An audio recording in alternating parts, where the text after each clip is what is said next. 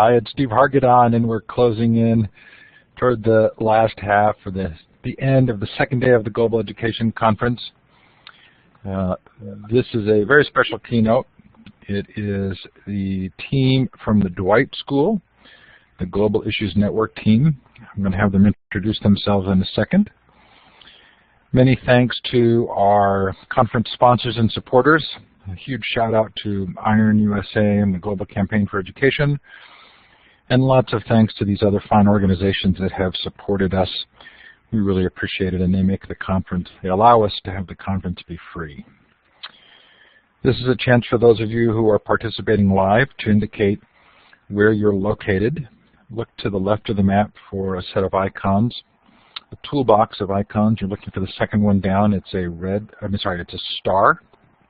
You're going to click on that twice and then click on the map. Do make a shout out in the chat. Let us know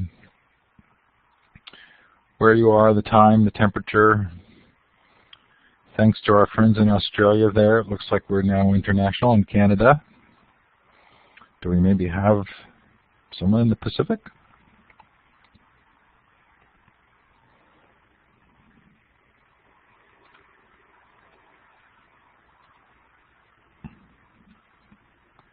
Richard in Connecticut says Burr. Yes, those of us on the East Coast, well, in the Midwest too, I think are experiencing some real cold. Somebody's making a world tour there.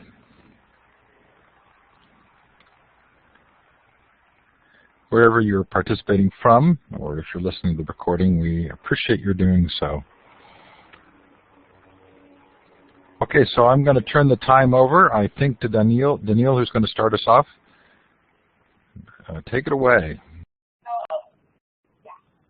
All right, good, thanks. All right, so we are the Dwight School's GIN team, and I guess Lillian is going to do. So, hi everybody, my name is Lillian Chu. I'm a long person. I'm Daniil Ferris. We go to the Dwight School in New York City, and I'm the club leader for this year's Global Issue Network team. So Global Issue Network is an annual conference for high school students around the world. So we join together and have a voice about global issues that normally young people would not get the chance to talk about. So last year's topic was Walk Towards Understanding and Respect, and it was held in Luxembourg. Each school sends 4 to 8 students representatives who represented their own ideas and perspectives on the main topic given. So students interacted with each other and shared different ideas and perspectives. We also got to meet guest speakers. So for example, last year we met the Princess of Luxembourg, the founders of different charities, and young innovators from around the world.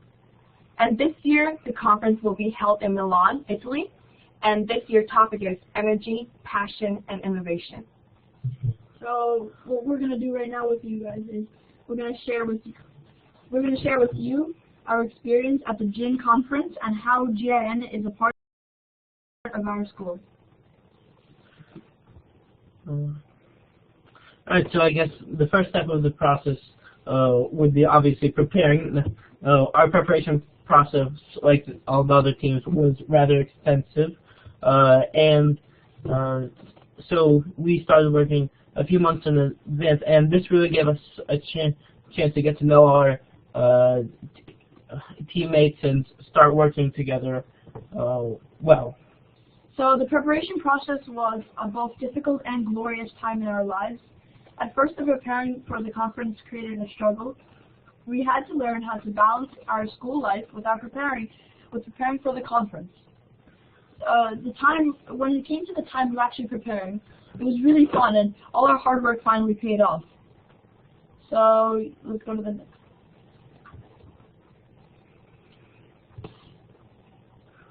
Okay, so getting to know the other SMTs was probably the most valuable part of this experience.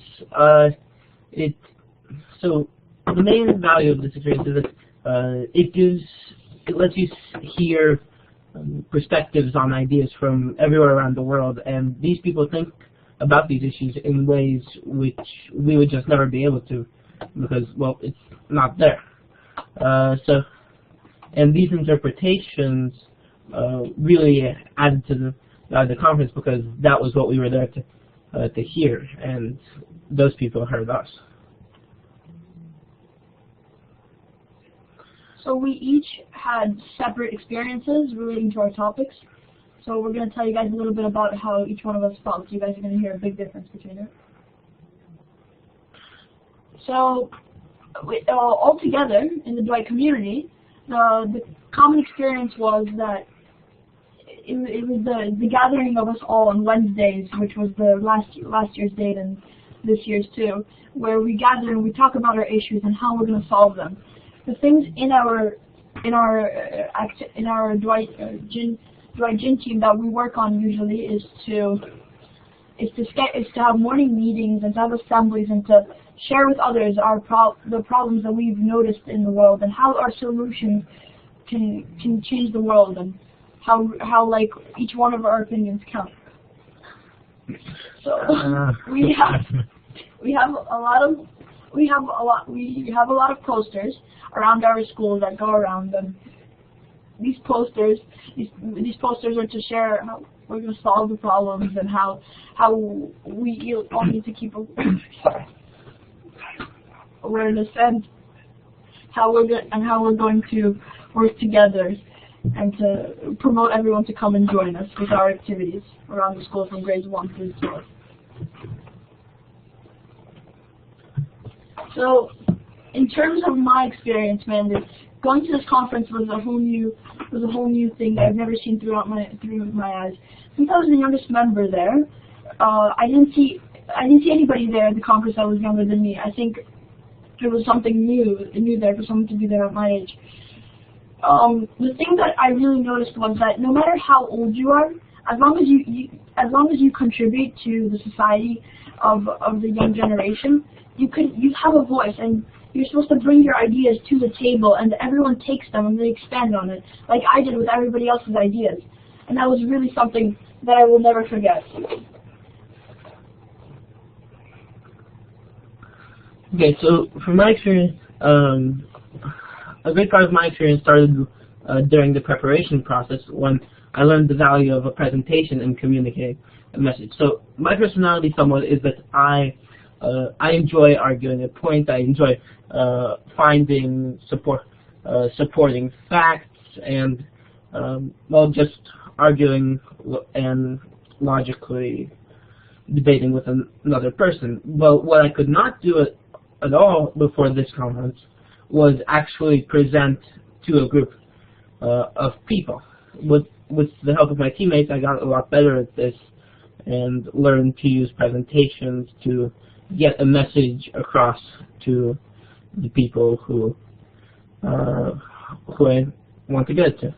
And also I learned to cooperate with a team, well, somewhat, but yeah, because I always sort of work alone on projects and stuff a bit, but with these people I really connected, and well, I cooperated with them to achieve our goal. So hi everyone, it's Lillian again. I'm the club leader of Gin Team this year. So last year, the reason why I joined Gin Team was because I've always known that I have a passion in sharing my opinions, being creative, and being an innovator. I felt that our generation deserves to be heard. I joined Gin last year as an individual and never thought that working with 4 other students would be as difficult, complicated, and problematic as it was. And by the way, challenges are not always a negative thing. I felt that this group that I worked with was the most challenging team that I have ever worked with. But then I realized that the reason why we always argue is because we are all very strong leaders, and we all stand for our opinions. And that is the real reason why we were chosen to be on the Gin Team in the first place. So being on the Gin Team, we all learned that it is not for us to shine as individuals, but to shine as a team. And being as a Gin Team means that putting each other first. At first, when we would schedule time to meet each other, scheduling was difficult at times. One of us would have a piano lesson, or sports practice, or family dinner, or just too busy. But then the outcome was not as good as we wanted to be. So we made sacrifices. We all had to. And when we made sacrifices, our time for each other, we prepared and gave us phenomenal presentations, and we felt great about it. So overall, being in a gym team was not only for young people to have a voice in global issues, it also allowed us the chance to meet young leaders around the world. We learned to be more open-minded and listen to different perspectives from different people. And the best part was that I get to lead with a group of close sisters and brothers that I have never fought or laughed so many times in a few months. So after the gym conference, I was inspired to join a charity, which started in Shanghai, China, called International Women's Academy. After listening to other speakers at last year's gym conference, I realized that gender inequality exists in the world. So this summer I took action and hosted a charity concert and used my art design to create bags and t-shirts for fundraising. And I was able to use the money that I raised to send a girl named Magdalena to Teachers College in Arusha, Tanzania. I bought her a computer and supported the orphanage that she grew up in. So the Global Issue Network Conference has truly made me a better leader and someone who started to make a difference, even if it's just a little at a time.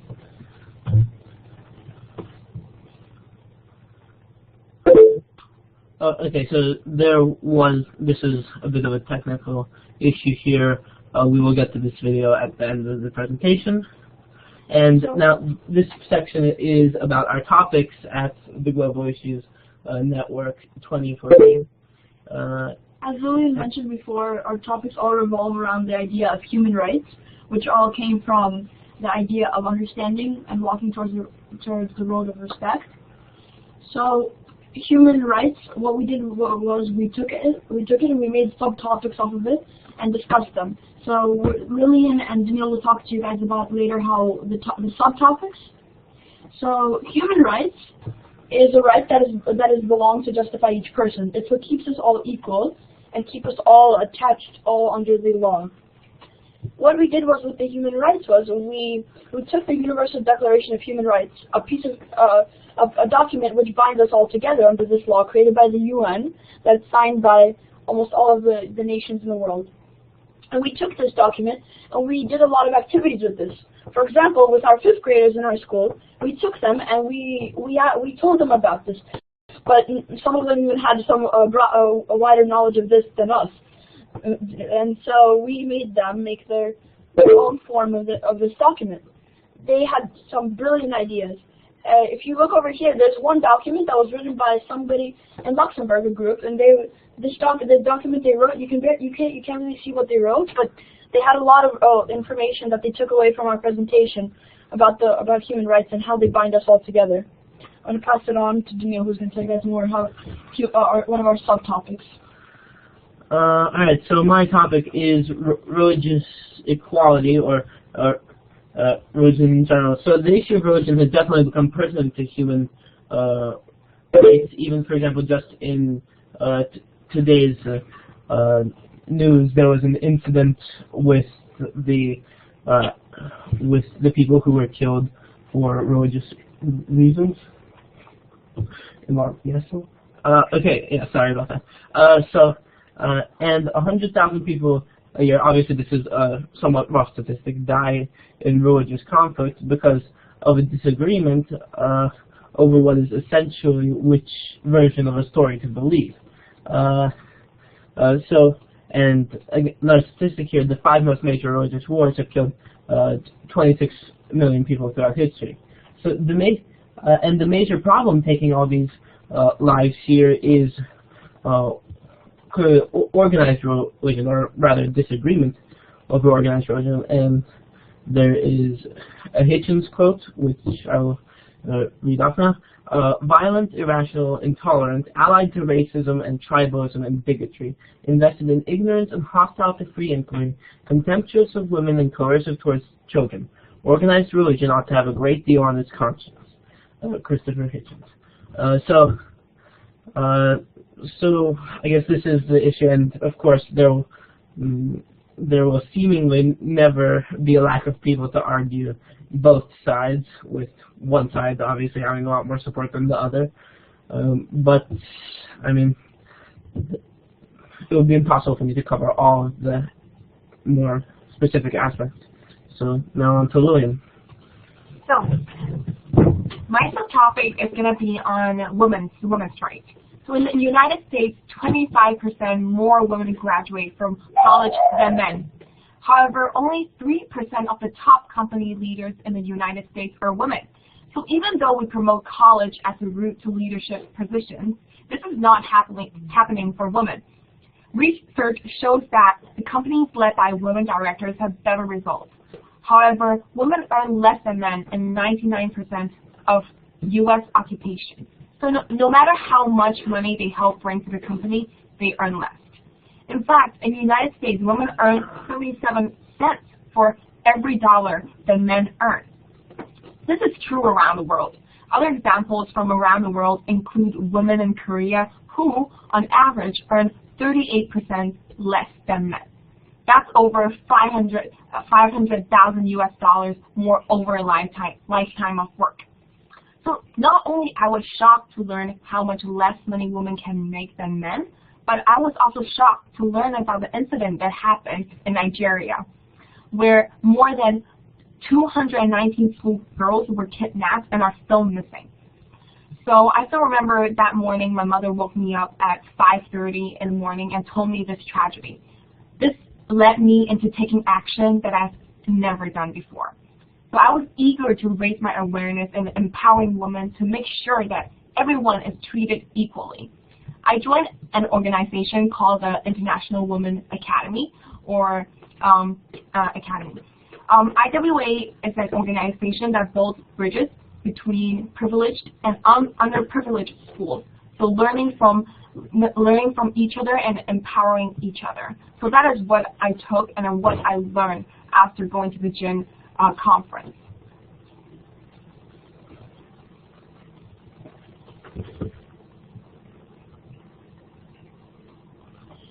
So, in conclusion, we learned a lot of things from this conference, and mainly it was that working together as a team is something that will lead us really, really far in life. Teamwork is what binds us all together, like the Declaration of Human Rights does. Teamwork is what allows our ideas to come together and to come into us individually, and so we can expand on them and turn them into new ideas. That's what the GIN did for us. And I think that overall the GIN experience was really phenomenal, and it's a really good chance for everybody to learn from each other. Three of us, we met a girl named Cassandra Lin, and she's only 15 years old, and she built a company, and about her, she built a company, and then she also met the President Obama, and I was 16, and Daniil was 15, and Alon was 13 at that time. And knowing that a girl 15 years old and can do so much, that really inspire us that we can do it too. But we need to take the first step into changing the world into a better place. We encourage you all to share the same experience that we had, and we want you all to try what we did and explore new places. We know that this time we are the youngest guest speakers, and then it's also our first experience in the virtual conference. And we really what we want to send out a message is that, young generation and young leaders, we are capable of sharing different ideas, and we want to start inspiring other students like us to have a voice and to be. Thank you very much. Thank you for listening to us. Thank you so much. So right now we're gonna answer the questions from the chat box. Yes, so please type in some questions for us to answer first. Okay, just going to the chat here to see if anybody had any questions throughout.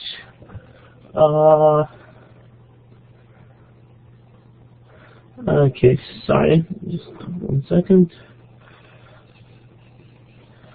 Alright, don't seem to be I'm answering any questions here. If any of you want to ask any questions, you guys can start the movie. What? The movie. We should show. Yeah. Would you like? Yes, the movie. Would you like to apologies. Yeah. Sorry, due to a bit of technical difficulties, that might take just While 1 you're second. getting ready for the movie, there were a couple of questions. David wanted to know what year in school you are all in. What year? We're so I'm a junior and I'm a sophomore. And a freshman. So 3 of us were from 3 different grades. And last year we were all 1 year behind, and that's when it all started for each of us because that was our first year. Not 1 year. Well, yeah. Alright. I think I saw a question here somewhere. Sorry. So, Sue, a freshman is a beginning of high school. It's the 9th grade. A sophomore is the 10th grade. Yes. Last year I was in 8th grade. Yeah, it seems to be the age question is resurfacing here a few times. Sorry for the delay with that video. Oh, yes, here. Sue Wyatt asked, is GIM taken as a separate subject at the school, or is it part of social studies?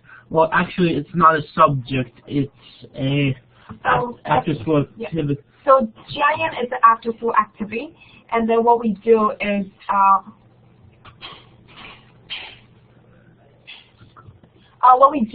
we all together we get so it's an after-school activity, and then all of us annually will have like a conference, which took place in Luxembourg last year, and this year is in Milan. But for that conference, we need to be selected to be able to join the conference, which 8 students are selected to join. I think this year it's going to be a little more than 8 students, and it's at this conference. It's students from each country. Not all the countries, but a lot of countries are there. And another big thing about this is this after-school activity. This after-school activity's main purpose is to find solutions to world issues. There are a couple of Any questions. other Where is your school located? We located in the Manhattan Upper West Side. Yes, Upper West Side, the Dwight School. And 89th Street. Dwight also has a few other locations worldwide. Also here I see a spike of commentary, etc. during what appears to be during my religion slide. So I'll just read that off quickly. So there's a difference between those who twist religion for violence and those who use it for peace. God, King, and others are all religious people, and the greatest of all peacemakers. Yes, that is true, but we covered more the issue of the damages covered by religion, not damages caused by religion. Sorry, not theology in general.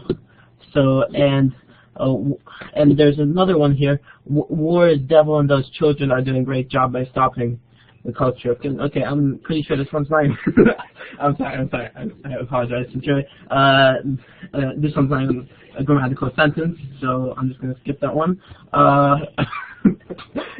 Stop it. Okay, I'm sorry. I'm very, very sorry. Okay, so those seem to be all the questions. Did you have another one from Sue who said, what did you find hardest about working in a team? As you can all see, I think that working as a team from like different age, I think the hardest part is we all have different ideas. So for me, I'm more, like I like to prepare things, and then a lot of people like to improvise. But I feel like when we work, 3 of us, as I said, 3 of us are really, really strong leaders in different areas. So when you put 3 leaders in one team, I think it's always hard because we all stand for our opinions and for our perspective. So being as a team, I think it's really sacrificing for each other and then really listening to each other's point of view and find a solution that three of us would all be happy about it. Yeah, and an issue I noticed when I was working, in terms of last year, a big issue was the finding the right time, the balance between our school life and the life to prepare our presentation for Luxembourg, as well as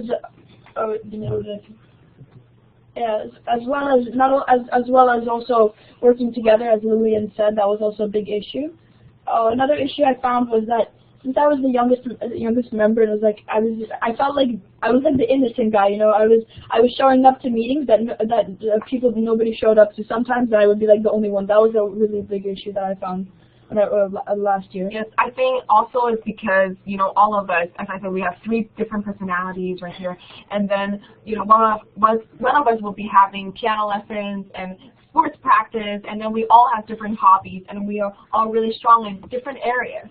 So I think that was a really big and main issue for all of us to work together as a team. Yeah, and also after we'd already all become friends, it is very hard to work with your friends, and it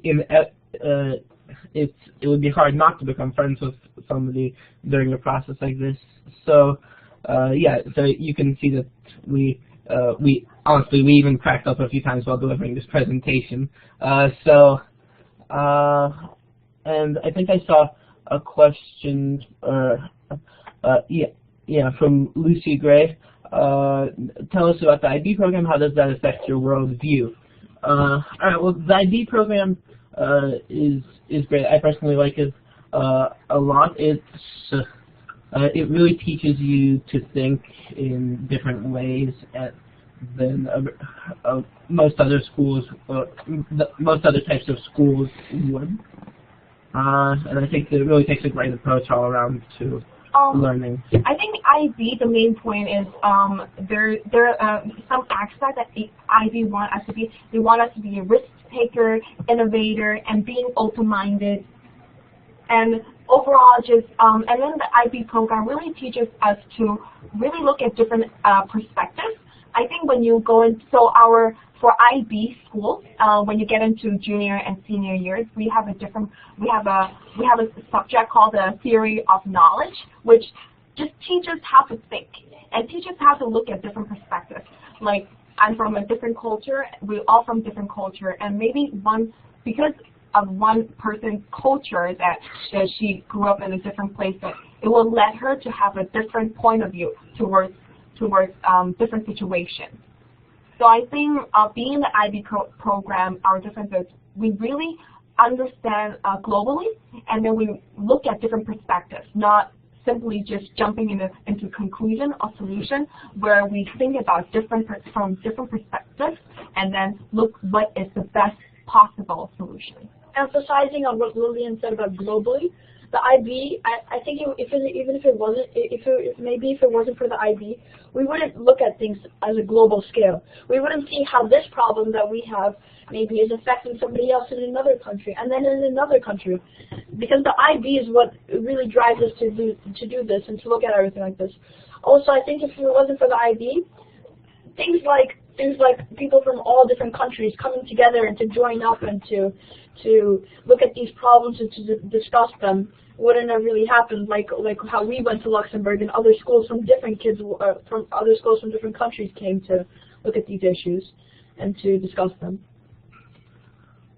So are there any more questions? Yeah, Lucy wanted to know if you felt how you felt Jen might impact or benefit your career goals. I think Jen definitely impact our career goals. Like, I think it doesn't affect our career goals, but it gives an idea, and then it really inspires us in different ways. Like, for me, because of Jen's team, and I went into a presentation and they were talking about women's rights, it really led me into thinking the gender inequality, which led me to join an organization, which is International Women's Academy. And then I was recently being selected to become the ambassador for that charity. So, and then really realized that, you know, just an ordinary person, if you really are willing to do it and take the first action, I think that we all can do something really meaningful and really great. But I think through the gym team, I think we all learned that everything needs to have preparation, and then we all need to work hard for it. It doesn't really let us know our ultimate career goals, because I think we're still teenagers, and then we change it. I'm pretty yeah, sure, so. We are teenagers, and then we are still thinking of what we are going, and then I think ultimately the colleges, and then we're more experienced, and it will lead us to where our future career goals. For me, what the GN did, like for me, I know for a fact, and I think for others also, what Lillian was also trying to say was that it teaches us leadership, which is something important for our lives. It teaches us how to have confidence in ourselves when we stand up and we share our ideas. So we could not be afraid, because everyone else GN allows us to know that everyone else is also sharing their ideas, and that we're not the only ones. So we should not be afraid to share our ideas, because they are what lead us to tomorrow, as well as leadership. GN also, for our careers, it shows us new things that we've never seen before. Like all these ideas, they let us see new things, which bring us to our new ideas. Like for Lillian, for example, she was there, and when she was there, she got inspired. All these things about women's rights is what led her to do all the marvelous and spectacular things she's done over this year in the summer. So, Daniel, do you want to say yours? Yes, I would. Thank you for so subtly prompting me along. Alright, so for me, I have some interest in global issues, but it's never really been anything which is a goal for me, like in my further life. But I feel like it's still a great experience just to talk to these people, to view how they see these issues, because in the end, the subject matter is arbitrary. It's the experience that counts here. I just want to shout out for Daniel. He is very good in technology, and then before this we did like Presley, and he is the one who really put up this presentation. And thank you, Daniel, because he is I think his strength in this team, I think, is really in technology, and he really builds up the entire presentation. So thank you, Daniel. Hey, there's a pretty deep question here. Andreas wondered if your opinions of other cultures have changed compared to what you see in the mainstream media.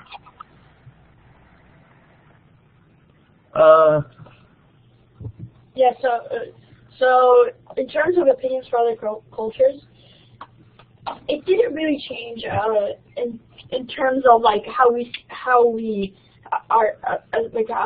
view other countries. It changed as in how we, in the sense of a bad way, it didn't change. It changed only in the good way. We saw how other kids from other countries saw the world almost the way we saw it, except they had much more ideas than we did. So which really made us see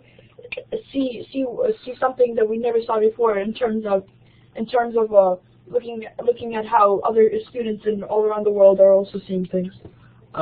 Yeah, so I think that the reason that there wasn't such a huge impact for us was because the IB, and I'm not sure if this is the IB or our school or what that does this at some point in the process, but our school program, Dwight or the IB, I'm still not sure, really shows you views of different parts of the world, and teaches people with an internationalized mindset. So for me, I think last year I was in Shanghai, China, and I was in the IB School International School. So moving from there to New York, I thought that it will be such a big change. But then I chose Dwight School because Dwight School has an IB program, and just by joining the IB program, I felt like I never left home. I felt that, you know, it is a big family. IB, it is a big family because it teaches to be open-minded, risk takers, innovators. So when I joined Dwight 2 years ago, that I was really shocked because I think the IB really teach all the students from that school to be open-minded and really look at different perspectives and standing on other people's shoes. Yeah. So, Do we have any other questions? Okay, so I think the video is ready to go here, so I'm going to switch us all over to web tour. So we're going to show you our gym experience. Okay. And Alright, so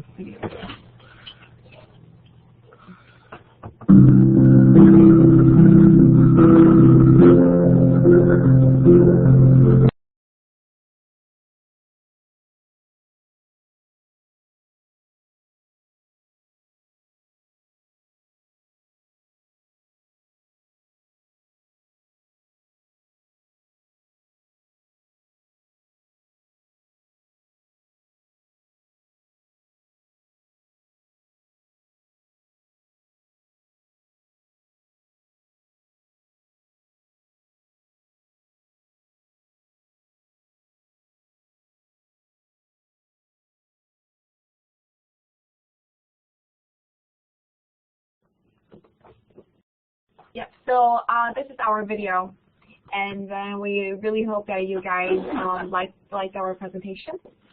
And is there any more questions? okay, I think we've pushed enough questions out of these people, Lillian. I feel like everybody's getting a bit tired of us, so Any other questions that you weren't able to ask us, or maybe if there's something you guys really want to ask right now or something, that we have our emails up here, really official, so you guys can send us an email. And we want to say thank you again yes, for thank you. listening to Well, our we also want to say really thank you to Mrs. Swan, Ms. Imogen, and then Ms. Bhavnani and Ms. Clark.